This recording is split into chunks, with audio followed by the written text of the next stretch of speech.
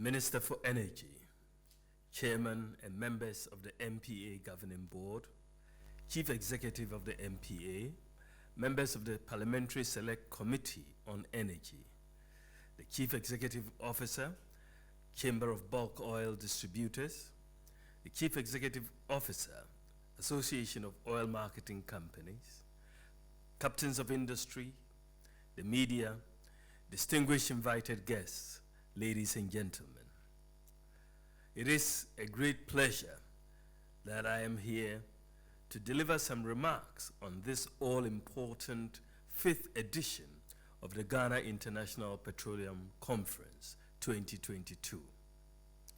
I commend the National Petroleum Authority for organizing this very important conference after a 2-year break due to the ravages of COVID-19.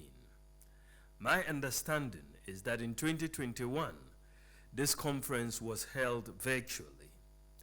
In-person conferences are certainly more effective than virtual ones. I wish to welcome all our participants from the West Africa region. Your participation in this conference gives impetus to the ECOWAS project. If all economic actors will reach out to their counterparts in the region for collaborative endeavors like this, we shall speed up the coming glory of the ECOWAS project.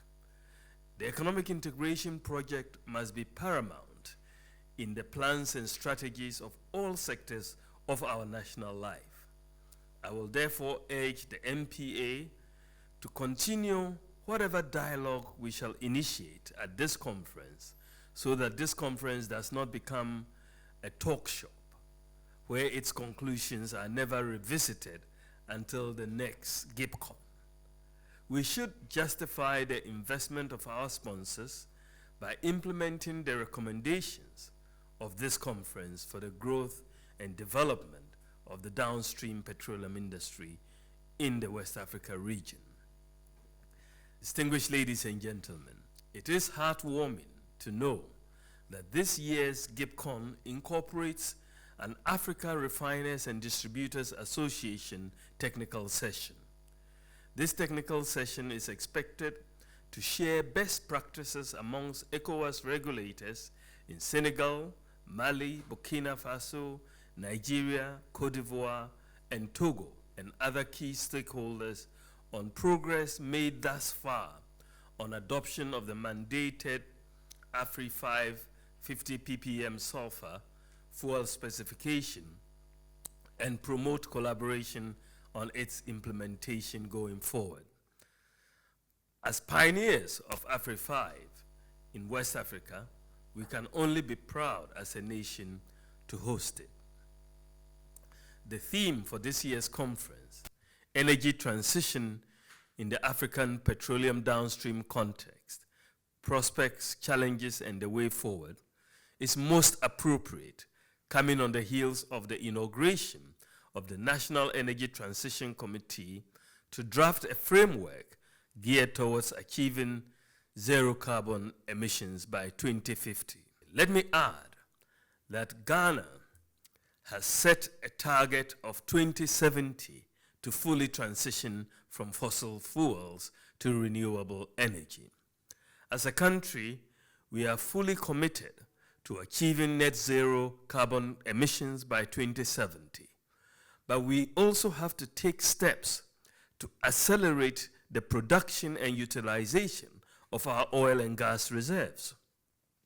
What this means is that even though we want to contribute to reducing emissions, we are of the view that a balance must be struck and maintained in the context of our social, economic, and environmental requirements. Fossil fuels, particularly natural gas, will continue to be part of Ghana's energy mix in the short term, while strategies will be put in place to increase the share of renewable energy mix in the medium to long term.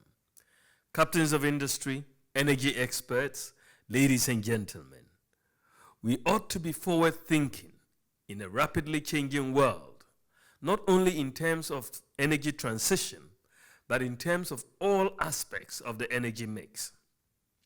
For example, how do we insulate the energy sector from global shocks, especially considering how the Russia-Ukraine war has affected the energy sector in the last few months? So, I expect this conference to become a sounding board for our governments in West Africa on how we can be full participants in the energy transition process while remaining faithful to the needs and aspirations of our people. In a globalized world, we should not assume that just those of us gathered in this room are the participants in GIPCON. As we speak, I'm certain the proceedings are being watched or listened to live across the world. So our conclusions will have ramifications for the energy sector players across the world. Distinguished ladies and gentlemen, the President of Ghana, His Excellency Nana Addo Dankwa Akufo-Addo, as part of his commitment to the Paris Agreement, as well as other international protocols, has initiated and implemented some policies geared towards reducing carbon dioxide emissions.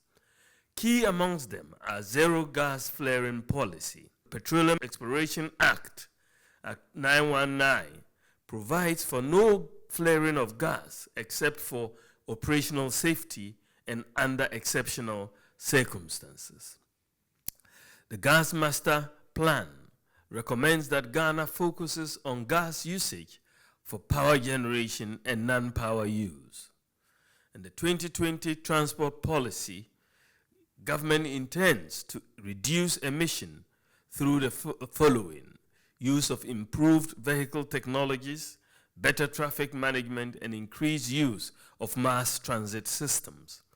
For the petroleum downstream industry, the interventions are the reduction of sulfur content in transport and industrial fuels from a maximum of 5,000 ppm to a minimum of 50 ppm.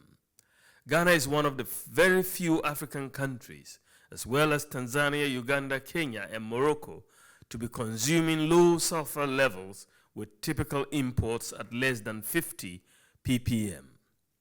No more toxic fuels.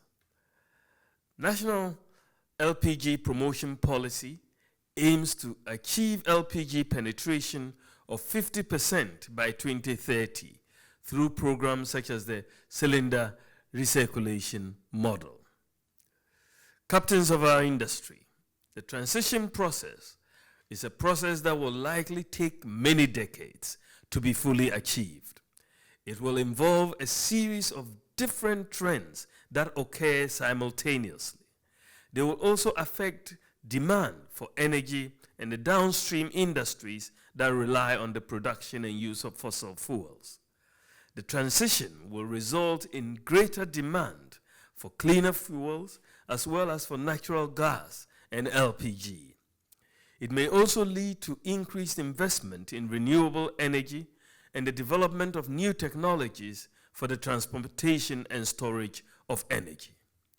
In order to thrive during the energy transition, I will urge the players in the downstream sector on the African continent to focus on innovation and diversification. They should also keep an eye on the long-term implications of the transition and stay prepared for potential disruption in the future, which can be turned into future growth areas. Distinguished ladies and gentlemen, this conference offers a platform for key stakeholders across the sub-region to harmonize policies and opportunities to allow the petroleum downstream industry to respond to global developments and trends consistent with member countries' development interests. I have an unshaken belief that the petroleum downstream industry will continue to be the anchor for transformation of our countries. Once again, I thank the organizers for the excellent planning and execution. And to you, distinguished ladies and gentlemen, I thank you for participating in this esteemed gathering of downstream industry experts, businesses, and stakeholders. With these few words, I formally declare the 2022 Ghana International Petroleum Conference duly open. God bless our homeland Ghana and make her great and strong. I thank you for your attention.